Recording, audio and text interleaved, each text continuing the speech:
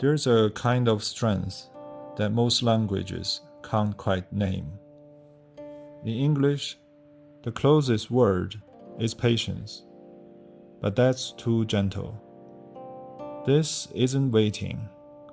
It's the decision to look weak, to bend low, in public, on purpose, and to stay bent for years, because you can see something no one around you can. Most of us couldn't do it for a single afternoon. This is the story of two men. One was a king who lost everything in a single battle.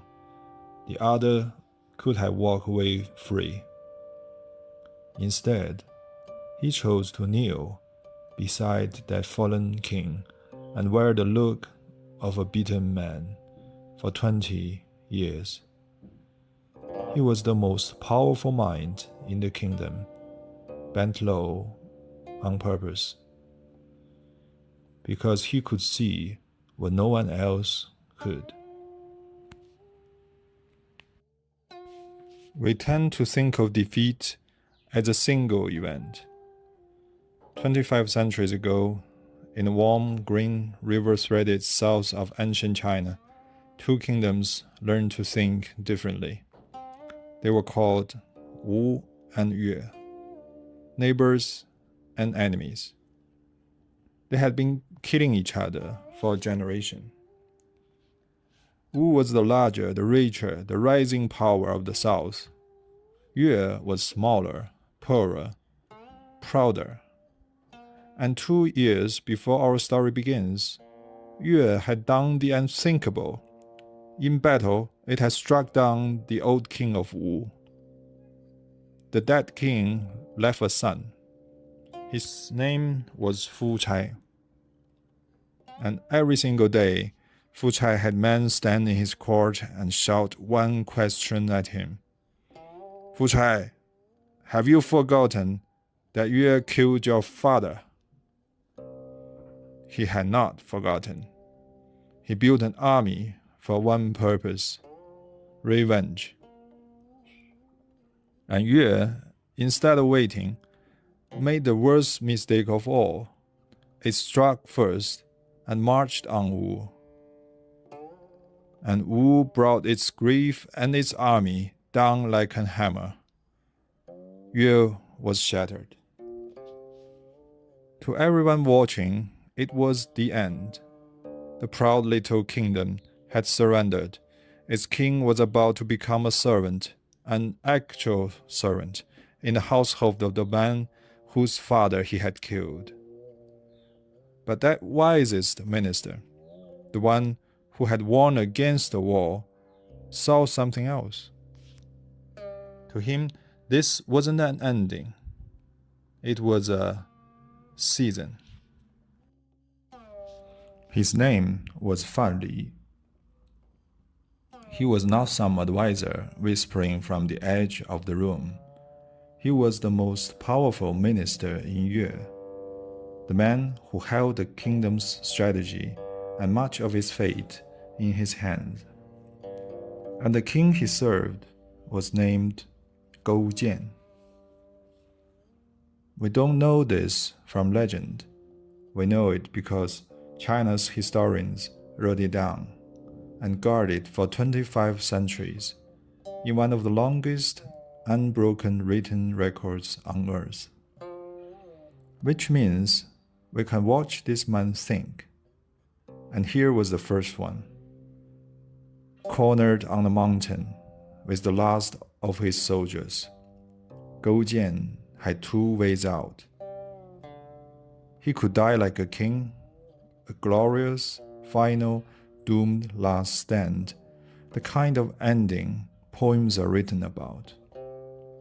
Or he could do the thing that, to almost everyone around him, looked like simple cowardice. He could kneel, surrender, hand himself to his enemy as a slave. Fan Li told him to kneel. What Fan Li understood was the shape of the situation, the way the forces were arranged. And right now, that shape was against them. So you don't fight the shape, you wait for it to change. So Goujian knelt. He gave himself to Fu Chai, the son of the king he had killed, as a servant. And Fan Li went with him, not because he had to. He was a free man. He could have walked away. He chose the chains instead. For 3 years, they lived as slaves in the enemy's court. The king of Yue groomed Fu Chai's horses.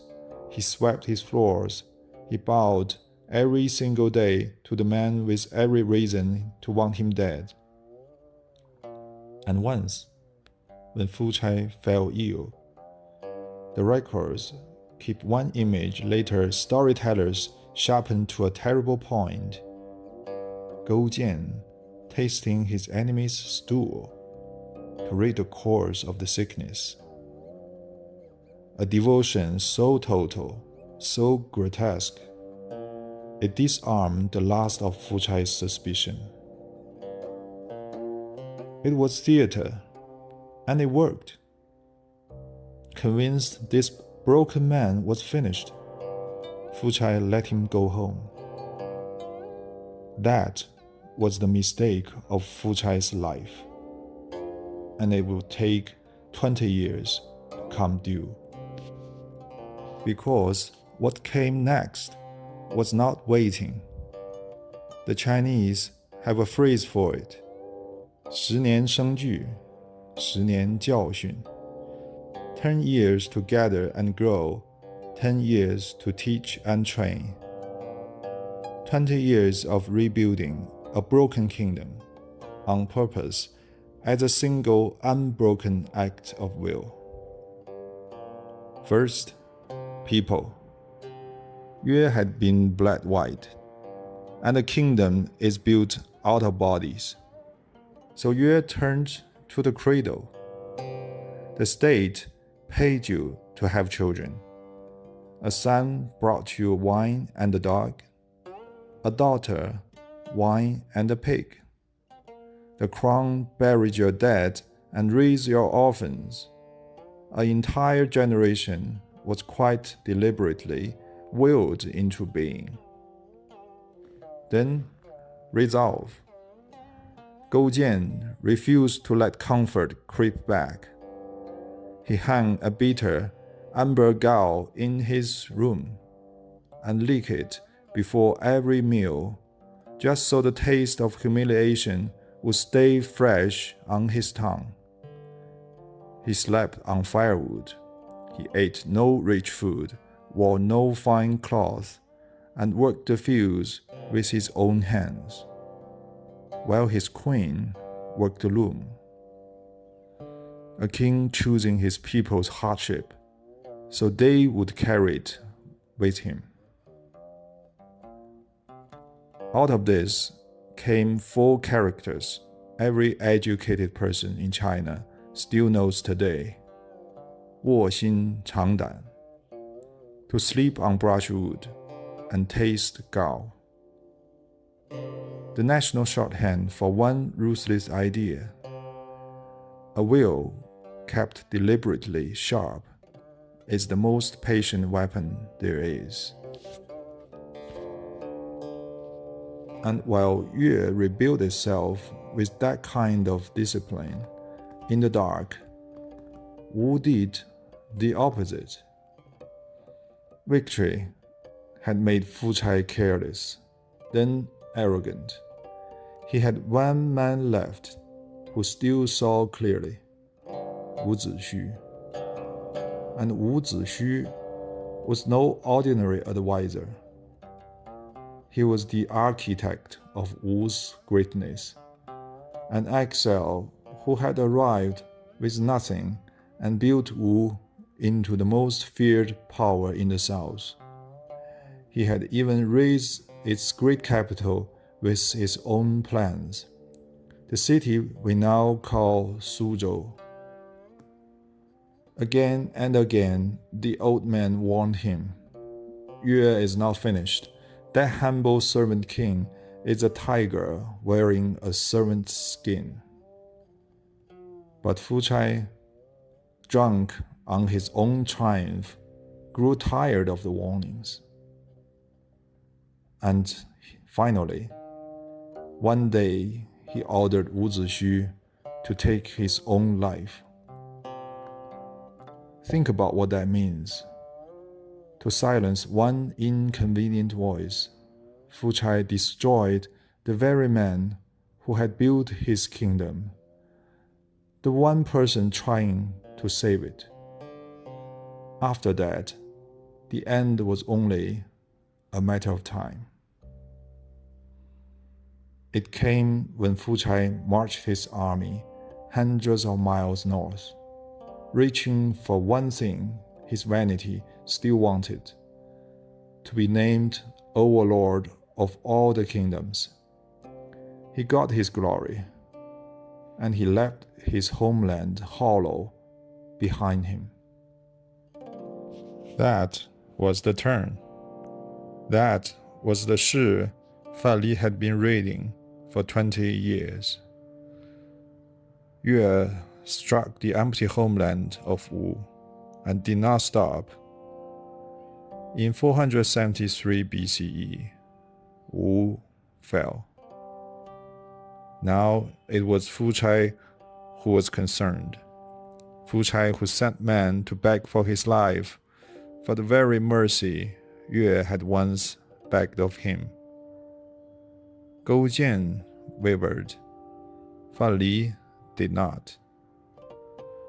What heaven offers and you refuse, he said, you will answer for. The answer was no. And Fu Chai chose not to live as the thing he had once spared.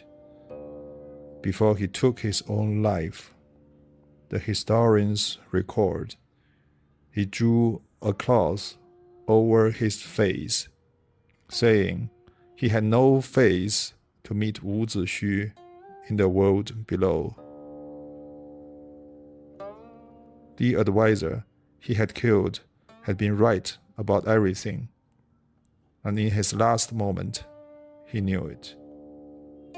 The wheel had come all the way around.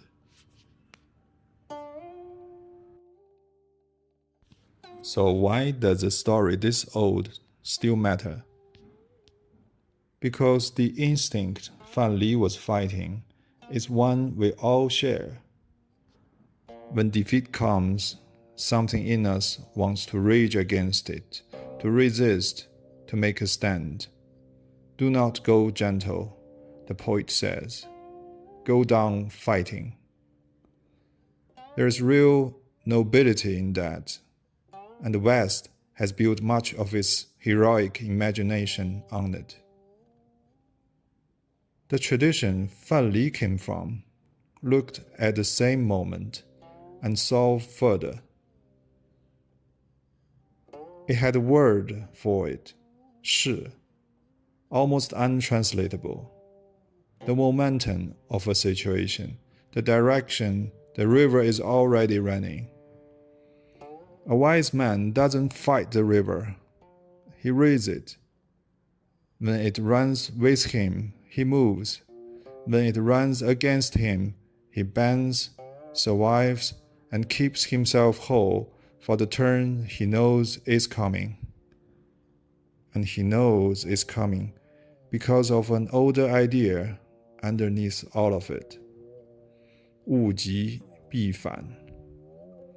To push anything to its extreme, and it turns into its opposite. The moon, the moment it's full, begins to wane.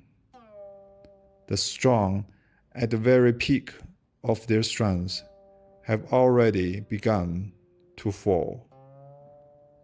Wu, at the height of his victory, had already begun to come apart.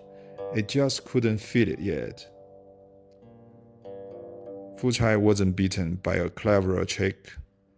He was beaten by his own success, because victory is the most dangerous season there is.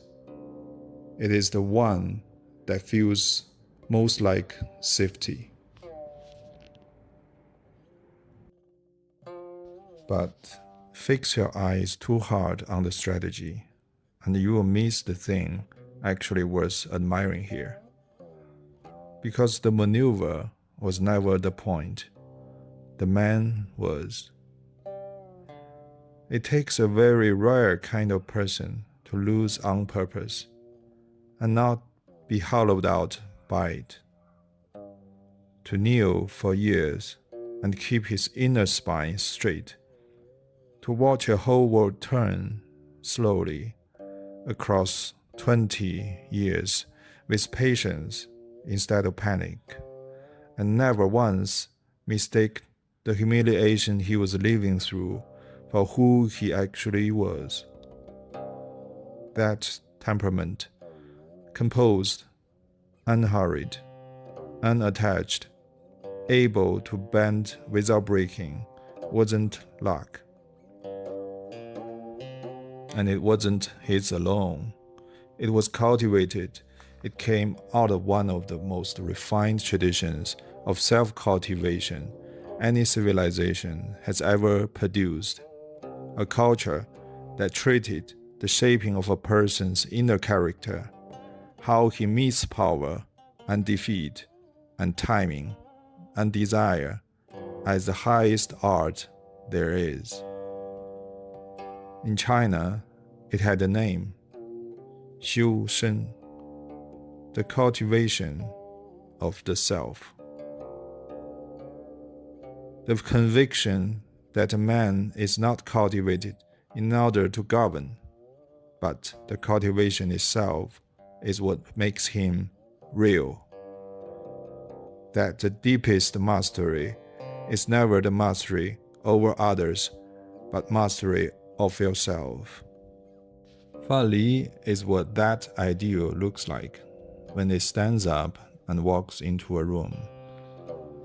Not a man who simply happened to be clever, a man who had been made, slowly, deliberately, over a lifetime, into someone who could do the hardest things and not lose himself doing them. And the hardest thing of all was still ahead of him. Which brings it back to you. Almost all the advice we're handed runs the other way. Seize the day. Strike first. Never let them see you weak. And sometimes that's exactly right. But Fa Li's life argues for something harder. The wisdom to tell the difference between a fight you can win and a shi you cannot. And when it's the second one, to do the genuinely difficult thing, not the dramatic last stand, the quiet, unglamorous, ego-bruising choice to lose this round on purpose, stay whole, and spend the long years becoming so strong that the next round isn't even close. The hard part was never the waiting. It was looking weak the whole way through and keeping his own measure of himself, while everyone around him mistook his patience for defeat.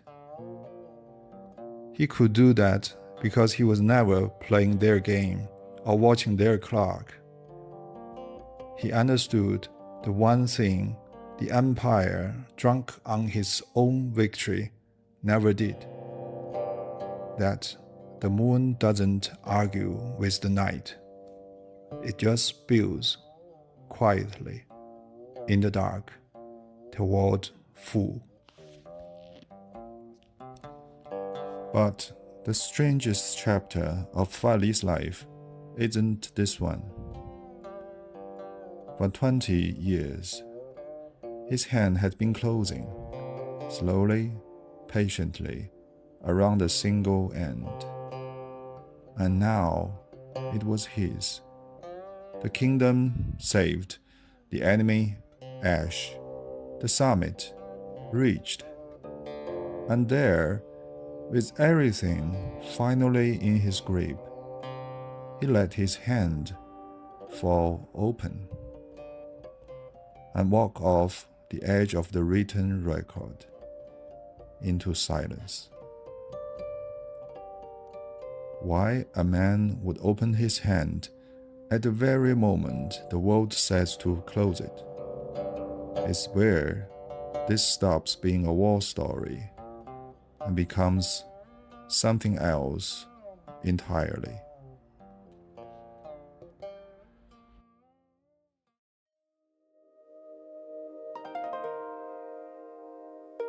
One more thing, for those of you still here, this story belongs to the late spring and autumn age, near the end of the old Zhou world.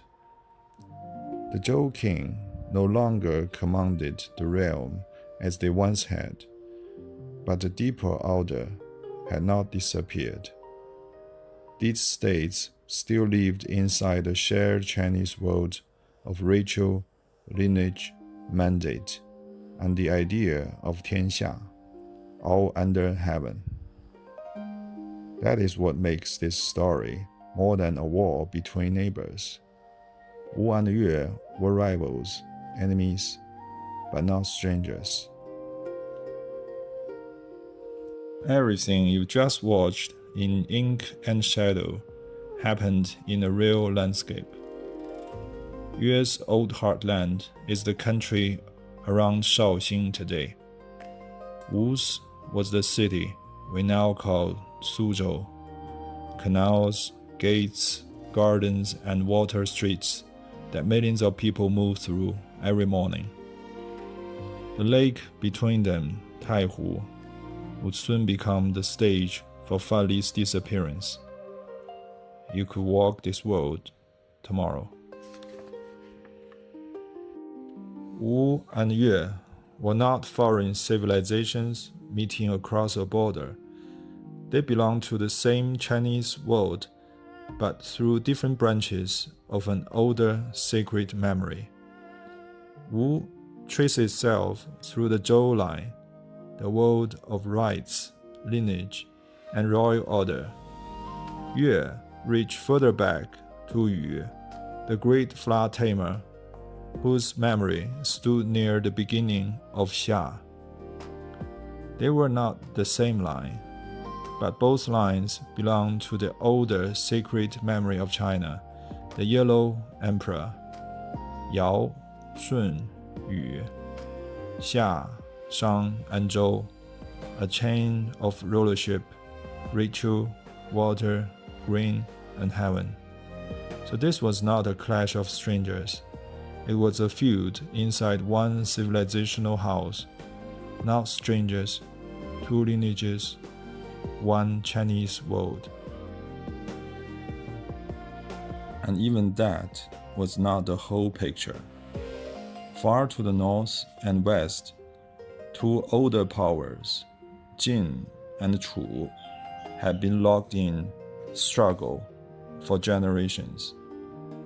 Wu rose partly because it could strike Chu from the east. Yue rose partly because it could strike Wu from behind. So Goujian and Fuchai were fighting their own blood feud, and at the same time, the sudden edge of a much larger struggle within the old Zhou order. And then there is Wu Zixu. In this film, he appears as the one advisor Fuchai should have listened to. But his own life was already a legend before Fan Li entered the story. Exile, revenge, a kingdom remade. Behind him stands the previous generation of Wu, King Helü, the rise of Suzhou, the assassin, Zhuanzhu, and the world in which Sun Wu, the man later remembered through the arch of war, found a ruler willing to listen. That is another door, and one day we may open it. The history here is real, and you can read it yourself.